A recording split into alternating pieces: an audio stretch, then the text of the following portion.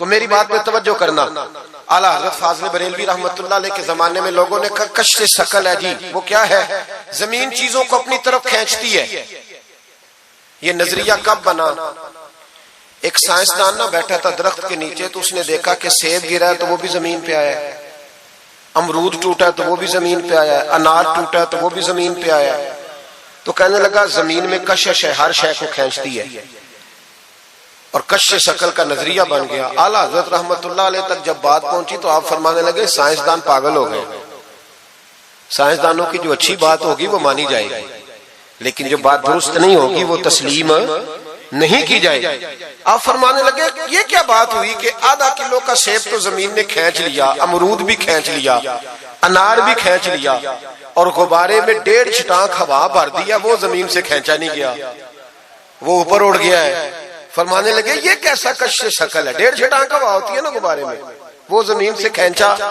اعلیٰ حضرت فرمانے لگے اصل کشف ثقل نہیں، اصل بات یہ ہے کہ ہر چیز اپنی اصل کی طرف لوٹ جاتی ہے، ہر چیز اپنی اصل کی طرف۔ فرمانے لگے ہوا کی اصل اوپر ہے تو غبارہ اسے اوپر لے گیا، انار سیب امرود زمین سے پیدا ہوئے تھے تو واپس زمین پہ آ گئے، واپس۔ آج بھی ڈاکٹروں نے بڑا پریشان کیا ہوا ہے، ہم لوگ جاتے ہیں سن سنا کے آ جاتے ہیں، علم نہیں نہ ہوتا۔ اللہ کرے ہم اعلیٰ حضرت کو پڑھنے والے بن جائیں، ہمیں سمجھ آئے ہمارے بزرگ ہمارا تحفظ کہاں کا۔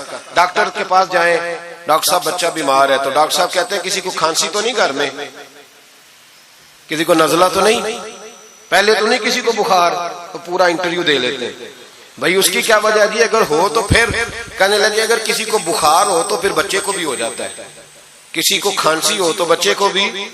سمجھ آ رہی ہے؟ کہتے ہیں نا ڈاکٹر اس طرح سے، یہ بیماری کسی اور کو تو نہیں فیملی میں۔ میں نے کہا ڈاکٹر صاحب آپ کیا بات کر رہے ہیں؟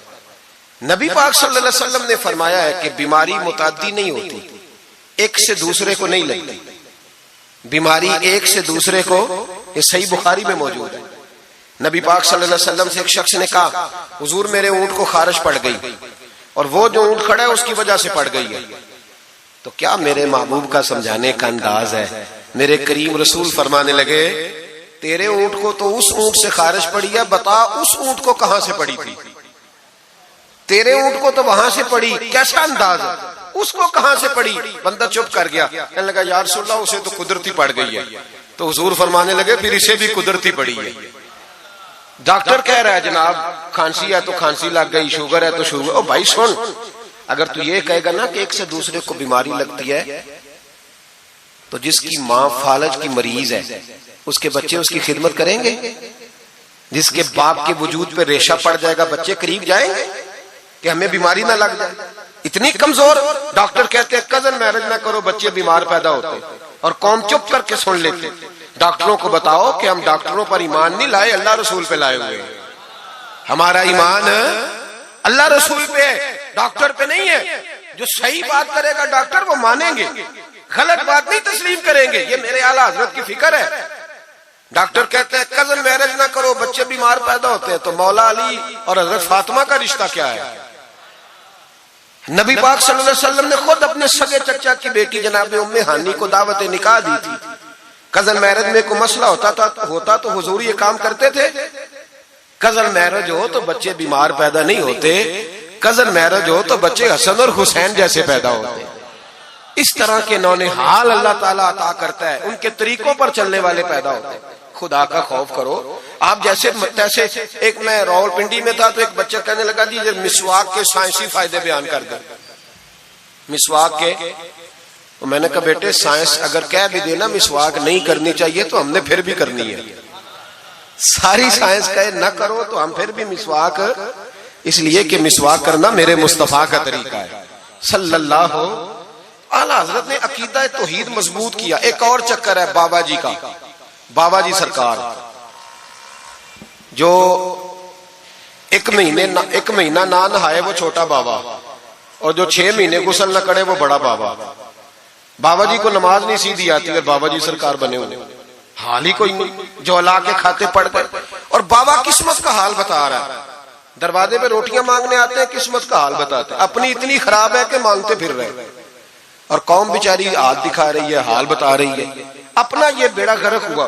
مجھے آپ کا تو نہیں پتا، ہمارے دیہاتوں میں نا یہ کبھی کبھی سونا بھی ڈبل کرتے تھے مانگنے والے. یہاں بھی ہوتا ہے یہ کام جی. وہ سونا لاؤ جی تمہارا سونا ڈبل کر دے. وہ پتہ تب چلتا ہے جب سنگل بھی غائب ہو جاتا ہے.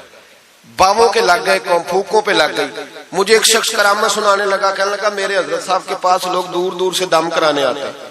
اور میں نے کہا دم کرانا جائز ہے، تعویذ دینا جائز ہے، لیکن میں نے کسی کے حدیث میں نہیں پڑھا کہ کوئی بندہ یمن سے حضور کے پاس دم کرانے آیا ہے، مصر سے دم کرانے آیا ہے. دم کرانا بالکل درست ہے، ہم خود کرتے کراتے ہیں، لیکن یہ اصل دین نہیں.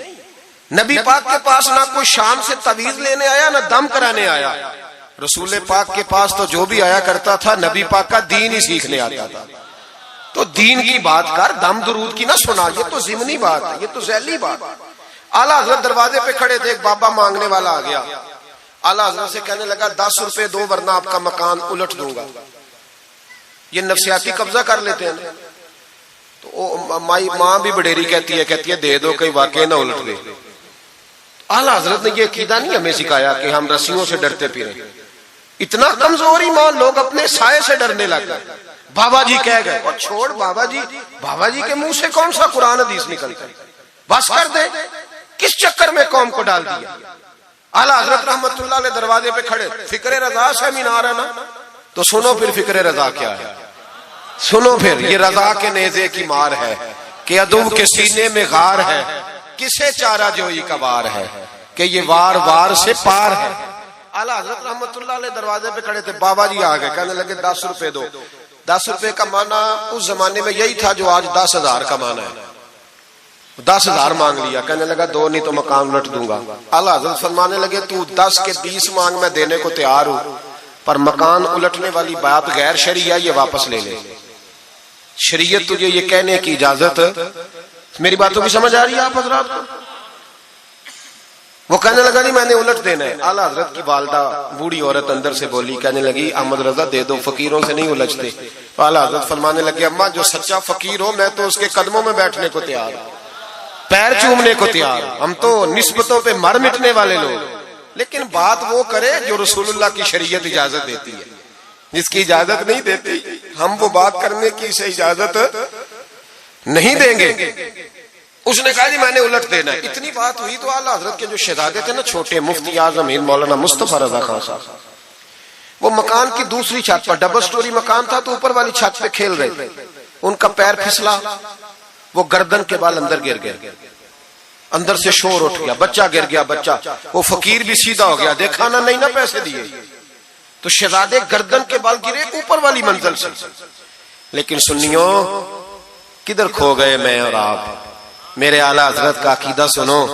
فاضل بریلوی اندر نہیں گئے، حالانکہ حضور علیہ السلام کا فرمان موجود ہے کہ اولاد آدمی کو بزدل کر دیتی ہے، اولاد کے ہاتھوں بندہ کمزور ہو جاتا ہے. اندر نہیں گئے، وہیں کھڑے رہ کے کہنے لگے اماں میرا ایک بیٹا ہے، میرا 1000 بھی ہو تو میں سارا نبی پاک کی شریعت پہ قربان کر دوں گا، لیکن کسی باوے کی میں غلط بات ماننے کو تیار ہے. اعلیٰ حضرت کی زبان سے یہ لفظ نکلے تو صاحبزادے اٹھ کے دوڑے آئے. کہنے لگے ابا جی ذرا ادھر تو دیکھیں، میں دوسری منزل سے گرا ہوں پر مجھے خراش بھی کوئی نہیں آئی، مجھے خراش بھی کوئی نہیں آئی. دیکھیں میرے کپڑوں کو مٹی بھی نہیں لگی. آپ کے 2-3 مرید کھڑے تھے، کہنے لگے حضور یہ آپ کی کرامت ہے. آپ فرمانے لگے میری کرامت نہیں، یہ میرا عقیدہ توحید ہے، یہ میرے رب پر ایمان ہے. خراش نہیں آئی.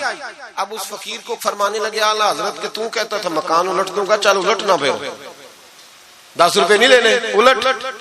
چپ کر گیا. تو اعلیٰ حضرت لوگ کہتے ہیں مولوی صاحب کے پاس کیا ہے؟ جس کے سینے میں رسول اللہ کا دین ہے اس کے پاس کچھ نہیں تو پھر کسی کے پاس بھی کچھ نہیں. ہاں ذمہ داری سے کہہ رہا ہوں، کسی کے پاس کچھ نہیں. اگر جس کے سینے میں قرآن و سنت کا نور ہے اگر اس کے پاس ہی کچھ نہیں. سنو اعلیٰ حضرت نے اپنا جوتا الٹ دیا. فرمانے لگے اگر طاقت ہے تو میرا جوتا سیدھا کر کے دکھا. تو مکان الٹنے کی بات کرتا ہے نا، پنجابی کا ایک شعر ہے، آپ کی سمجھ میں آ گیا تو ٹھیک ہے، نہ آیا پھر بھی ٹھیک ہے. وہ ایک پنجابی کے درویش کہا کرتے تھے ایک سٹھ تے پکھڑا کوار گندل، اسی اور بھی بوٹیاں جاننے ہیں. پتہ ہے ہمیں سارے گروہوں کا ہے، چلو کرامت نہ دکھائیں تو بات الگ ہے، پر خبر ہمیں ہے. فرمایا چلو سیدھا کرو. اس نے پورا زور لگایا پر جوتا سیدھا پسینے آ گئے تو کہنے لگا جی میں معافی مانگتا ہوں، آج کے بعد ایسی بات نہیں کروں گا۔ اعلیٰ حضرت ولی تھے تو ولی سخی ہوتا ہے، جیب سے ہاتھ نکالے فرمایا تو 10 مانگتا تھا، اللہ 20 لے کے جا، لیکن غیر شرعی بات خدا را بس کرو۔ جو ہمیں ہمارے بزرگوں نے نظریات دیے ان پر قائم رہو۔